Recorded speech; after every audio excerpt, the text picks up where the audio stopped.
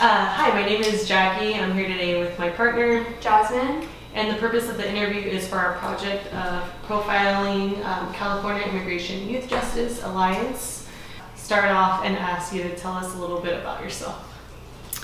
Yeah, so my name is Sandy, and I've been organizing, doing immigrant rights work for the past now 8 years. And I actually started organizing in Sonoma County. So I'm originally from East Bay, Contra Costa, and I moved to Sonoma County to go to Sonoma State. It was when I was at Sonoma State that I understood what being undocumented was, and the limitations that my status placed on me. And so I had like the immense privilege of being connected to the Dream Alliance of Sonoma County then. That was a support community group for undocumented students, and I started community organizing in 2012.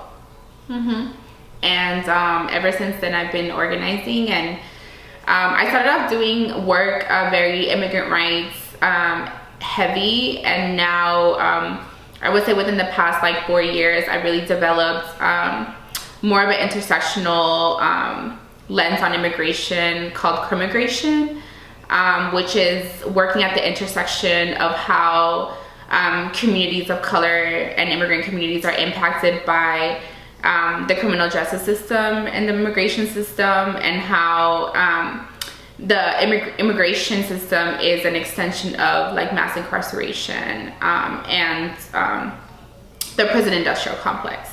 Yeah. So the California Immigration Youth Justice Alliance is a statewide alliance of immigration youth-led community organization from San Diego to Sonoma County. Can you tell us how all these organizations work together statewide? Yeah, so CJA was founded actually in 2010 after it had now been a decade of the Federal Dream Act failing. And so, if folks don't know what the Federal Dream Act is, it's basically the effort or initiative to try to get undocumented youth status at the federal level. It had now been a decade that it failed. And folks at the state level here in California, after this failure, really turned to the state to hold some accountability for their lack of action also in protecting undocumented youth. And so CJA formed together to bring a lot of groups that had developed out of these efforts to pass the Federal Dream Act to have a collective and this alliance that would be a vehicle to creating a platform nationally and also at the state level. And so CJA was born out of that, and actually we existed for a whole year before CJA was a funded organization. And so we were a purely grassroots organization that was creating momentum, and our founders were actually part of the drafting of what we know as the Deferred Action for Childhood Arrival. So the people and leadership that came before me helped victoriously accomplish DACA and DAPA, which unfortunately was also stopped, right? So all of these groups work together, and over time we've evolved and based on like what the needs are, but understanding that California is so different, right? And that California also has, we believe California to be very progressive, but we also have some of the most dangerous law enforcement agencies throughout the state. And so we really wanted to build an alliance that allowed us to share strategy, that allowed us to build strategy, and also hearing and from folks who are most impacted, which is undocumented youth of color in areas like Fresno, Bakersfield, the Inland Empire, Orange County, where law enforcement have the most power. Yeah. So looking on your website, I know it was mentioned this narrative of good immigrant versus bad immigrant. Can you explain what that is? Yeah, so, after the announcement of DACA and DAPA, so what a lot of people don't know as much is that deferred action has actually always existed. And after the announcement of DACA, or this infrastructure to deferred action, deferred action isn't seen as much anymore as it was before, where folks who were serving time in detention could actually apply for some sort of like deferred action status, which meant that it deferred their deportation. And so deferred action as we know it always existed, but after DACA it created these limitations that no longer granted people in detention deferred action as commonly as we saw.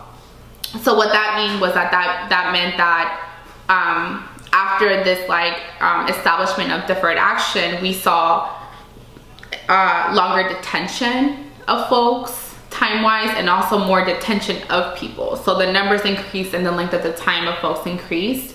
And so under the Obama administration, he deported the most folks, and it's because he refined the criminalization structure for the Immigration Customs Enforcement, which we know as ICE, right?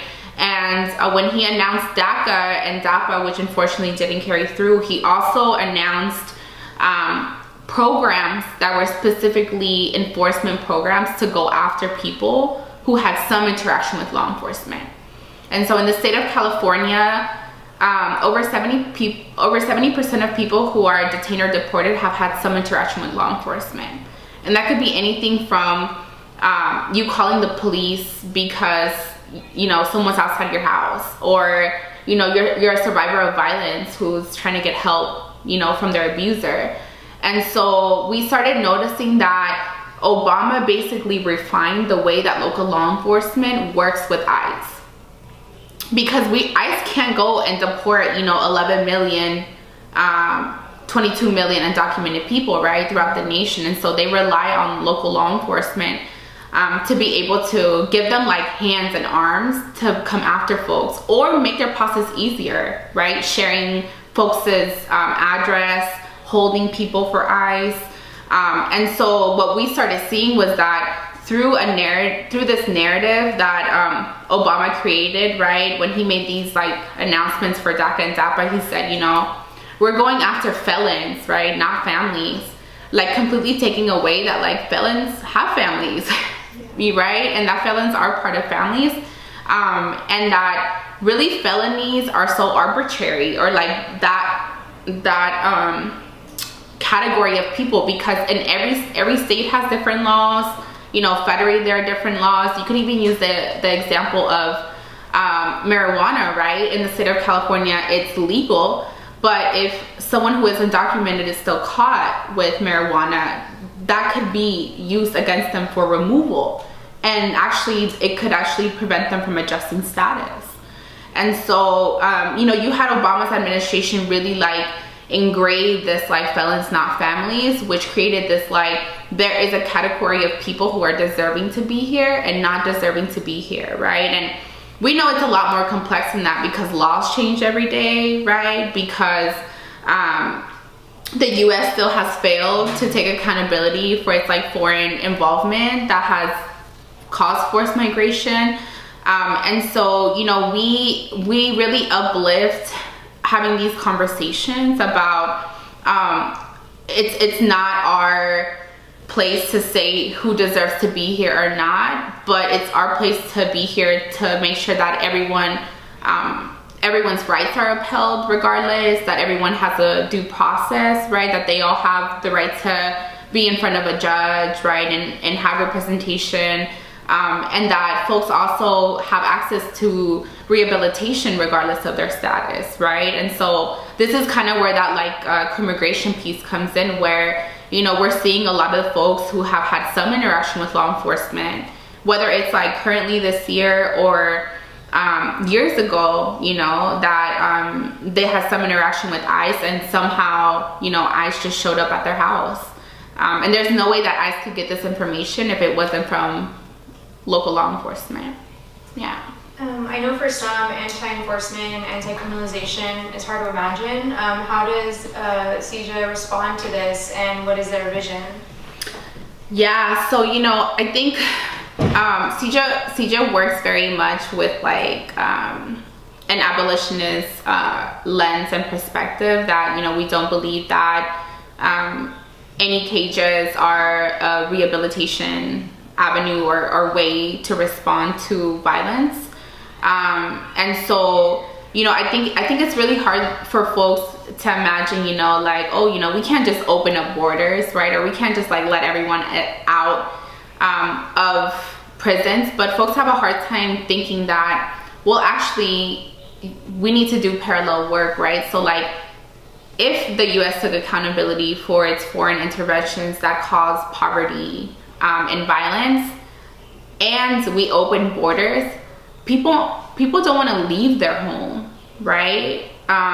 People don't, and the people that choose to should be able to choose to, right? And not forced. And so, you know, our vision for open borders is connected to also making sure that the US takes responsibility, because there's a lot of people who would like to stay at home, but the economic situation is just not livable, right? And then we have, you know, our vision of like, you know, abolishing detention in cages, you know, because immigration is a civil issue, folks actually aren't required to be in detention.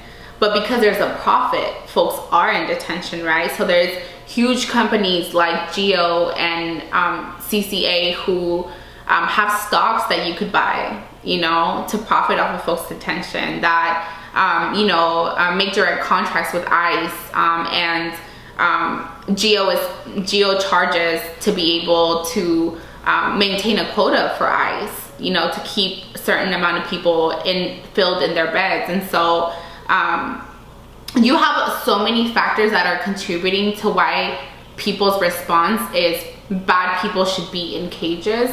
And when people already think and respond that way, folks take away attention to the root causes, right? So violence is a symptom, right? But at the root cause of it is people not having access to resources, right? People not having access to healthcare, people not having livable wages.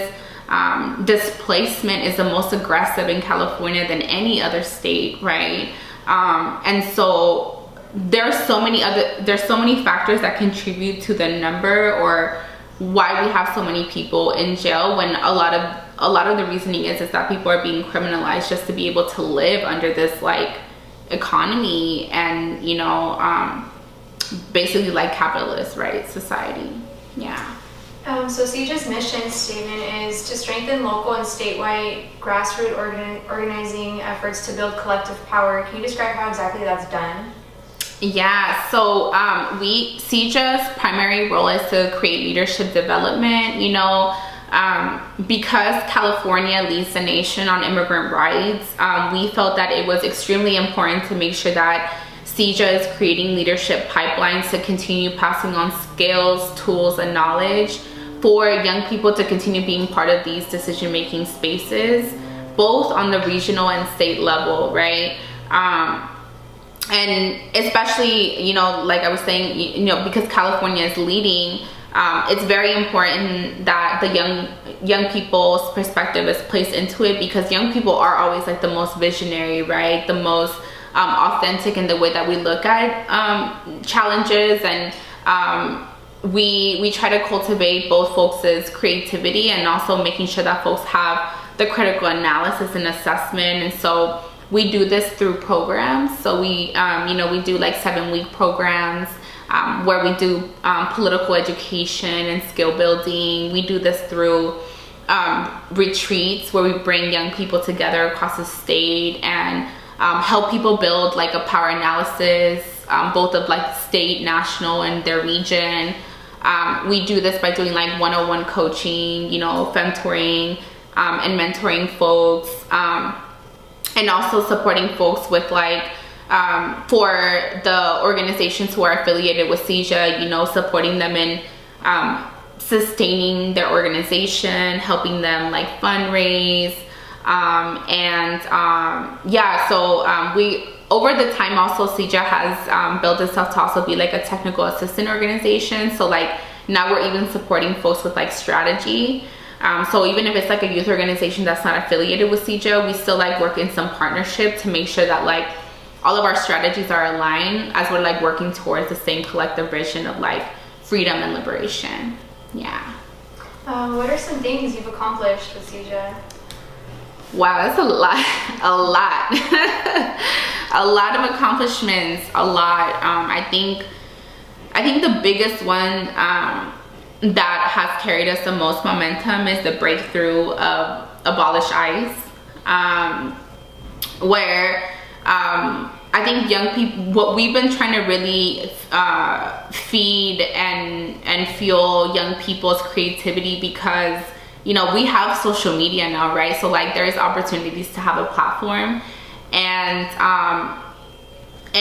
when Abolish ICE broke on Twitter and in conversations, like this was CEJA's opportunity to be able to provide the vision, you know. And I think because I would have never thought that people would have been aligned with abolishing ICE, you know, because this administration, its prime strategy is to inflict fear so that your response is violence, right? And so abolishing ICE, you know, I thought people would think that it's too bold, or people might be threatened by the administration, but it was a really form of resistance and resilience to have people say, not only, you know, is the administration's agenda violent and, you know, xenophobic and anti-immigrant, but also let's get back to like the trend of all administrations, which has been that this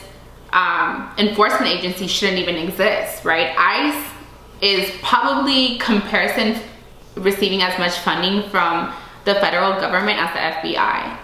ICE is the largest funded enforcement agency, and they have the least oversight. And so every ICE official can act on its own power. And this is a huge danger, you know, since 9/11 happened in 2001, right?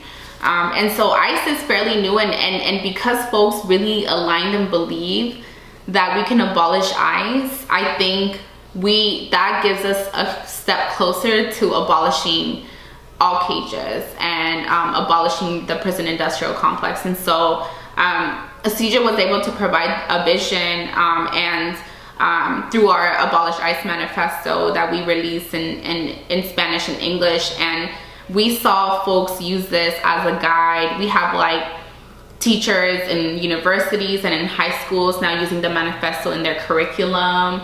You know, we have folks started to form study groups based on the manifesto, like in New York and in other areas. And it was just really inspiring to see that there was a lot of folks that had a common vision. We just all needed to be connected. And now that we received this like platform, and so that has been one of the biggest victories that I'm gonna hang on to. But you know, we've had a lot of really great like legislative victories, and have been able to successfully close down some of the detention centers in the state of California. Mm-hmm. Oh, those are all good Yeah. So how has working with CEJA affected your life? Yeah, that one's really good. Well, you know, I think for all CEJA staff, we all not only do this work because we're passionate about advancing this issue, but we're also all directly impacted. And you know, I'm undocumented, and my family's undocumented,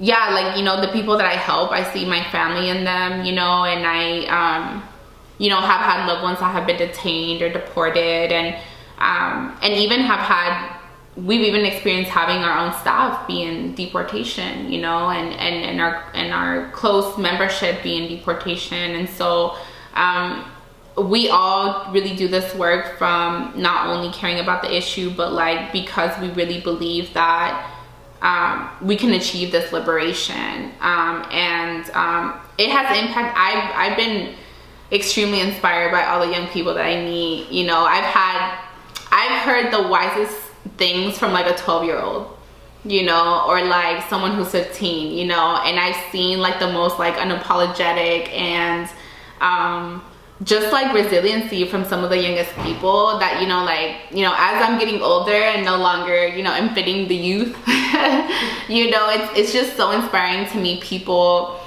like in Bakersfield. You know, Kern County has the largest deaths by law enforcement based on their population in the nation, and that's in California, and people don't know that. And for me to come into Bakersfield helping folks who are like 17, 18 years old, who really want to stay in Central California and help improve the conditions for people of color from being criminalized and deported is so inspiring. You know, a lot of people from Central California leave, a lot of young people leave because there's nothing there, right? And so just like, I think meeting folks from Central California, where my work has been dedicated the past year to try to build capacity, I've just been so inspired because people in Central California have been living under like a Trump regime, you know, that has been all their lives. And so just like working with folks and learning from folks, I always believe that you know, we never stop learning how we could do this work better or be better. And yeah, like young people got it. Lastly, do you have any advice to young people out there who maybe want to do the work you're doing right now?